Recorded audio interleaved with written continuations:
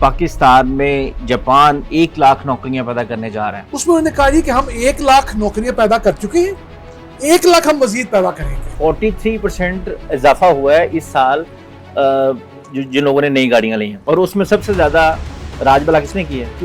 पीपन Alto ने। जितने पैसों में पाकिस्तान में ऑल्टो मिल रही है, वहाँ पे इंडिया में एसयूवी मिल जाती है। तो सर क्या आपको लग रहा है कि पाकिस्तान में गाड़ियाँ सस्ती होंगी? देखिए नहीं, जब तक पाकिस्तान में सालाना 5 लाख गाड़ियां फरोख्त नहीं होंगी, गाड़ियां को खास सस्ती नहीं हो सकती। न्यूज़ प्लेटर में खुश आमदीद, एक और नई एपिसोड के साथ आपकी खिदमत में हाजिर हैं। नाज़रीन, खबर ये है कि पाकिस्तान में जापान 1 लाख नौकरियां पैदा करने जा रहे हैं। ये नौकरियां कहाँ पैदा होंगी, किन किन लोगों को मिलेगी, बेरोजगारों के लिए क्या ये वाकई खुशखबरी बनने वाली है, ये जानेंगे अब्दुर्रहमान साहब से। अस्सलाम वालेकुम सर। वालेकुम सलाम। क्या हाल है सर? खैरियत? अल्हम्दुलिल्लाह। बेरोजगार अवाम, उनके लिए खुशखबरी, 1 लाख नौकरियां जापान, क्या सिलसिला है? अच्छा, ये खबर आई है, इसमें ना 2 चीजें जो मैंने अखज़ की हैं। एक खबर ये है कि जो आपने बताई एग्जैक्टली कि जापान ऑटोमोबाइल सेक्टर के अंदर, मोटरसाइकिलों के अंदर, गाड़ियों के अंदर जो है ना 1 लाख नई जॉब जो है पाकिस्तान में क्रिएट करेगा। जबकि मैंने एक और खबर पढ़ी है, वो जापान के सफीर से मुतालिक है। उसमें उन्होंने कहा कि हम 1 लाख नौकरियां पैदा कर चुके हैं, 1 लाख हम मजीद पैदा करेंगे। देखिए ना, इसमें तो कोई शक नहीं कि पाकिस्तान की ऑटोमोबाइल सेक्टर के अंदर जापान का बहुत अमल दखल है जी। 3 पुरानी गाड़ियां बनाने वाली कंपनियां एस्टेब्लिश इन्होंने की। बिल्कुल एस्टेब्लिश सुजुकी आ गई, आपकी होंडा आ गई और टोयोटा करोला। उसके बाद मोटरसाइकिलों में अगर आ जाए तो आपका होंडा और यामा दोनों जापानी थे। अच्छा, अब पाकिस्तान की जो ऑटोमोबाइल इंडस्ट्री से हमें बहुत शिकायत है, इसमें दूसरी कोई राय नहीं है, कोई डिबेटेबल इशू नहीं है। लेकिन एक बात अगर देखी जाए ना, दुनिया की 30 बड़ी ऑटोमोबाइल इंडस्ट्रीज को देखें, उनमें एक हमारी भी आती है। अब हमारे यहाँ मोटरसाइकिल की इंडस्ट्री बहुत तगड़ी हो चुकी है।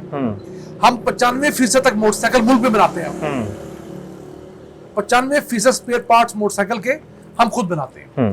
ट्रैक्टरों के 95% स्पेयर पार्ट हम खुद बनाते हैं। अब जो जापानी सफीर हैं, इन्होंने ये कहा है कि जो गाड़ियों का सेक्टर है उसमें 60% तक स्पेयर पार्ट पाकिस्तान खुद बनाने लगा है जी।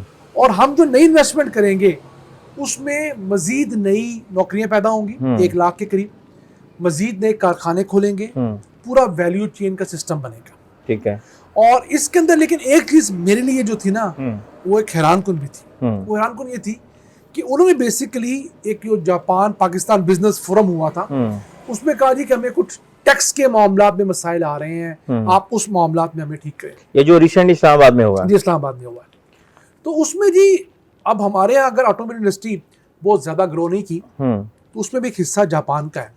जापान की कंपनी ने बहुत अरसा पाकिस्तानी इंडस्ट्री को मोनोपोलाइज करके रखा है, हाईजैक करके रखा है। एग्जैक्टली। अच्छा, उसमें गलती किसकी है? गलती पाकिस्तान की ना, पाकिस्तान की। सर देखें, जब भी कोई बिजनेसमैन किसी मुल्क में जाता है तो वो तो अपना फायदा सोचता है, और वो तो चाहता है कि उसकी जारादारी भी रहे और वो एक्सप्लॉइट भी करे वहां की मार्केट को। ये हुकूमत वक्त का काम होता है कि उसने किस तरह से चीजों को कंट्रोल करना है। अब यही 1980s में जब आपने FX 1982 का जो पहला मॉडल आया था, जब सुजुकी ने पाकिस्तान में अपना कारोबार शुरू किया, सेम टाइम पे उसने एक्सप्लोर की इंडियन मार्केट। ठीक है। अब जब इंडियन मार्केट एक्सप्लोर हुई तो वहां पे उन्होंने कहा कि हम आपको इंडिपेंडेंट काम करने नहीं देंगे, अब यहाँ पे लोकल जो इंडस्ट्री है उसके साथ कोलैबोरेशन मॉडल, जॉइंट वेंचर में चले जाएंगे। जॉइंट वेंचर में गई, सुजुकी मारुति के नाम से इंडिया में वो कंपनी चल रही है। अब उसकी वजह से क्या हुआ कि उन्होंने उनकी इजारादारी कायम नहीं होने दी। इंडियन ने अपनी पॉलिसीज रखी, अपनी लोकल इंडस्ट्री को रखा, अपने लोगों को काम पे लगाया, वहां पे रोजगार के मौके भी पैदा हुए और कीमतें भी कंट्रोल्ड रही। ठीक है। अब यहाँ पे क्या हुआ कि हमने फ्री हैंड दे दिया कि सुजुकी पाइन आओ तुसी। सुजुकी आज FX लेके 1982 में, बाद में मेहरान आ गया, बाद में कैरी डब्बा आ गया, बाद में बुलान आ गया, और ये मेहरान ने एक पूरी हुक्मरानी की इस मुल्क में। लेकिन उसका नुकसान ये हुआ कि वो जो लो वैल्यू गाड़ियां थी, नहीं, अब क्या हुआ? ईमान पैदा हो गया।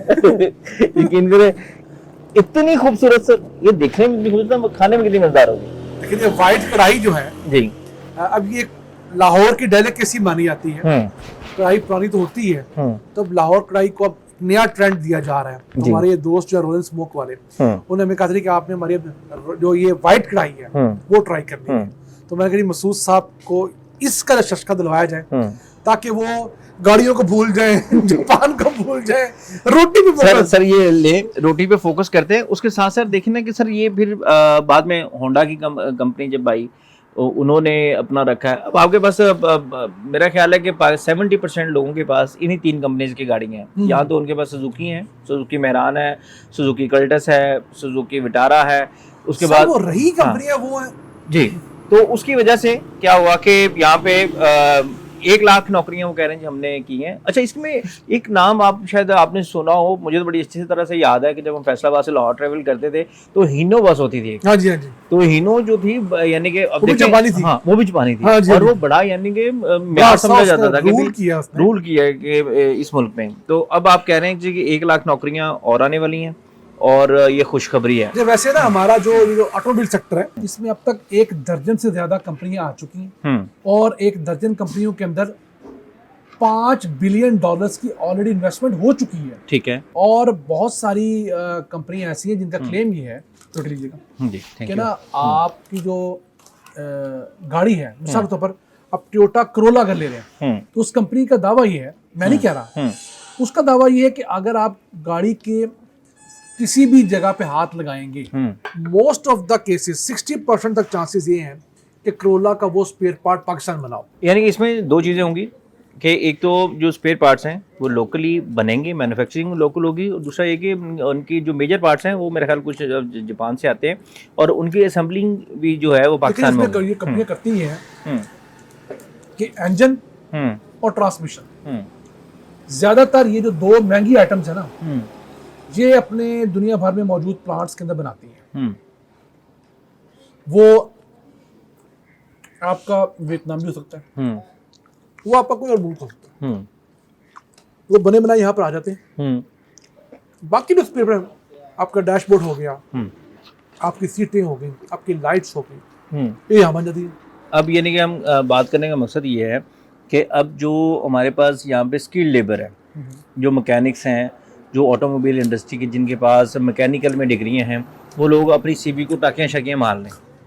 डिग्री बिल्कुल, हम उम्मीद करते हैं कि इस ऐलान के बाद एक नई जिहद शुरू। वैसे भी आपने देखा होगा इस साल जो पहले 7 माह है उसमें पाकिस्तानियों ने कोई 800 अरब रुपए गाड़ियाँ खरीदी हैं।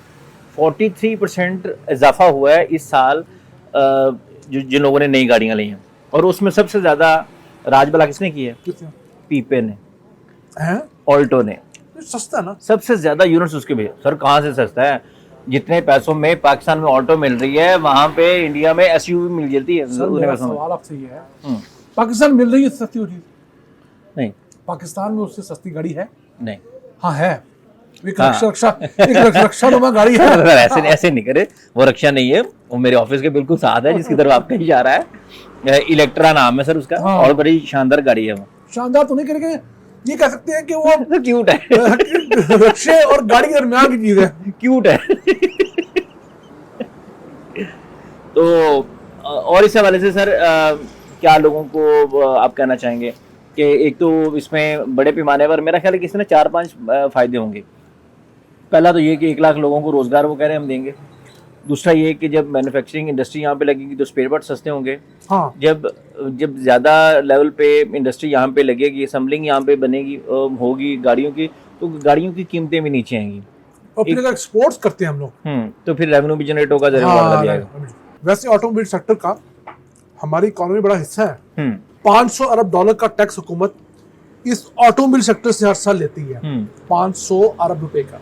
हमारी जीडीपी में 3 से 5% शेयर जो है ना वो इस ऑटोमोबाइल सेक्टर का। इसमें गाड़ियां भी हैं, रक्शे भी हैं, मोटरसाइकिलें भी हैं, ट्रैक्टर भी हैं, बसें भी हैं, ट्रॉलियां भी हैं, हर चीज है। तो ये कोई छोटी इंडस्ट्री है, उसमें 20 लाख से ज्यादा लोग इस वक्त भी ऑन जॉब है।